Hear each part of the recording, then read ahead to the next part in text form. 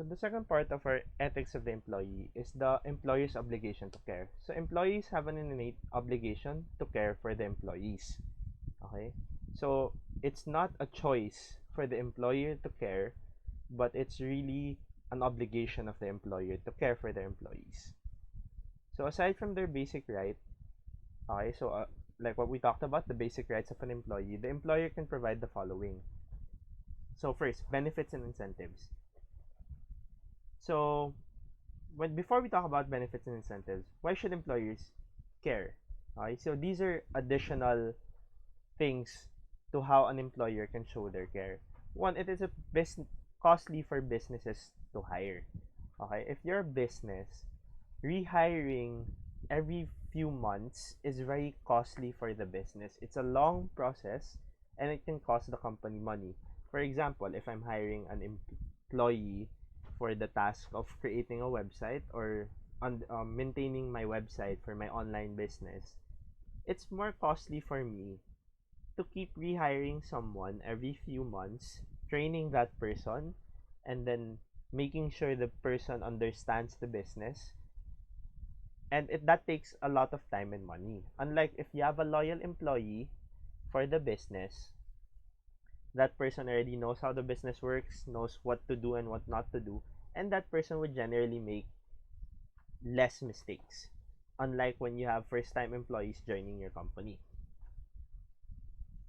So when we talk about benefits and incentives, okay, these are additional compensation given to employees. Okay, it's not required for companies to give additional compensation, but they're usually given by employers to attract employees and to make them more loyal. Okay? So aside from government mandated benefits, companies often provide incentives to entice employees to join their company and stay. So these can vary from to company depending on what business can realistically provide for the employees. Okay, so smaller businesses, sorry, let me just put that up. Smaller businesses can often have more basic benefits because of the business cannot afford it yet. Okay, so when you have a business, smaller companies typically have less benefits. Why? They don't have the ability or the money to give a lot of incentives. For example, when I was working in an airline company, we had benefits such as free flights or discounted flights. So at that time, when I was still there, I had free flights to any domestic location in the Philippines. But let's say if you're a up and coming small airline company, you can't provide that for your employees yet. You have to pour in your money for something that matters more. Okay? But typically, when we talk about benefits and incentives, there are some benefits and incentives that are common throughout the industry. Okay? So, for example, vacation leaves, sick leaves. For airline companies, it's very common to have flight discounts. So, regardless of any airline company, they usually have flight discounts for their employees. And these additional benefits and incentives can become very motivating for employees. So you can refer to the video on how to get the people to work harder for an idea of how this works. So benefits and incentives differ from company to company. Some companies may provide better benefits, but some companies may not. So these are some things that employees consider before joining a company. So some examples: medical, dental, and life insurance, transportation and housing, company cars for big companies, performance bonuses, profit sharing. So this is extra pay if the company does well, discounts, or for example, if you work at Disneyland, they may give you free tickets, gym memberships. Some companies or startups actually employ free gym memberships. Google, for example, has free meals and lunch. So some may even give you coffee allowance, food allowance. So these are common. So let's say if you're applying for a job abroad, they can provide you with housing, food allowance to entice you to join their company more. And again, this also varies company to company, but this can also vary from position to position. So for example, if a business really wants this star employee, star manager, they may give more benefits or incentives to that person to join. And employees often look at benefits they can receive to see if the company is a good company to work for.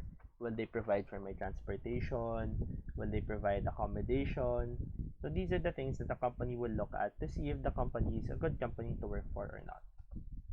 Next is some companies show their care by training and personal growth.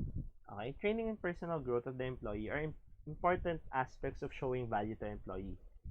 When you invest in your employees' training, they feel that they are valued. Okay, and it's important also for the employer to do this because when you develop your employees with certain skills, they can do a better job of what they're doing for your company. For example, if you hire, let's say, employee A to be the security or cyber security of your business, this person may actually be trained more. You can pay for their training so that when they return to your company, they'd be more adept at handling their task. Okay, so this can be done through outside training, workshops, or even personal mentoring of managers. So a personal example of this is Ateneo would pay for the grad school tuition of certain employees or certain professors so that they can receive additional training, additional knowledge, so that when they return back to the school, they're able to contribute more. So, for example, they'd pay for your master's abroad so that when you come back, you're much more qualified or skilled to teach in the university. And at the same time, it benefits the school. So, training employees benefit the employer as well because they get more competent employees. Again, if your employee grows in your business, you have people who are able to fit their skills to your business. Another aspect of how employers show their care is transparency and proper disclosure. So employers and employees should have proper transparency in their relationship. So when you talk about transparency, there's honesty, feedback, respect, and promotes an open communication. Okay, you're not keeping things from your employers, and at the same time, employers are not keeping things from you. So transparency is a two-way street. Employers have to be transparent to their employees for employees to act the same. So if your employees are going through something, they're able to tell their employers. For example, one of my I just got into a car accident or my parents got into a car accident. And the employee might be unable to focus that day. If employers know this, they're able to at least adjust to the employee to provide the employee with care that they would need. And at the same time, if employers, for example, are suffering through a financial problem, then at least the employees know that they have to make some sacrifices for the business to do well. Okay? An example is when the ABS-CBN franchise issue, employers had to be transparent that people will lose their jobs if the franchise was not renewed. And they had to be transparent to their employees. And transparency promotes a proper working environment. Okay, if you're able to be honest and you respect each other in the workplace, it's a proper working environment. So, transparency doesn't mean that you just have to be blunt out with what you're saying or what you're telling your employers. For example, you can't just tell someone they're stupid because they're doing their work wrong.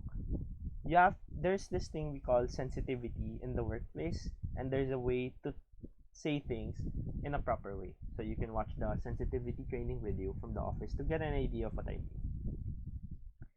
And you will want a good working environment because it promotes efficient work and professionalism. So if an employee feels safe in the workplace, they're more efficient and they're more professional. So if I feel that this place I'm working at is a safe space. I can be myself. I can be at my best self, and then I'm able to be more efficient. And this encourages productivity. So, for example, anti-bullying and discrimination, respect for corporate time. When you have a good working environment, it promotes good productivity for the business.